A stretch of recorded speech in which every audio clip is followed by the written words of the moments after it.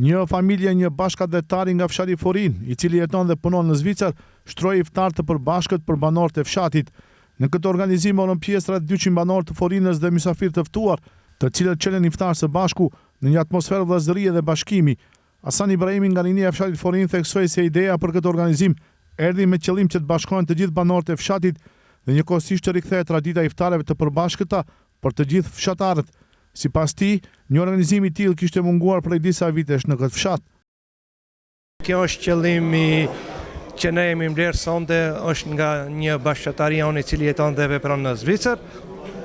Ai bashkë me familje dhe me fëmijët e tij ka pasur dëshirë që ta shtojë një ushtrim për bashkëtarët e vet, ku sonte jemi mbledhur të bashkohemi, të qajmë hallet dhe dertet. Kjo nuk është hera e parë që ky person, domethënë, i ribashkon bashkëtarë. Shpresojmë që kjo të vazhdojnë edhe në viteve tjera. Zoti është problem me krejt të mirët e kësaj bote dhe botës tjetër. Të pranishmit përgëzuan organizatorët për këtë iniciativë, duke theksuar se aktivitetet të tilla zbukurojnë dhe madhrojnë edhe më shumë muajin e shenjtë të Ramazanit.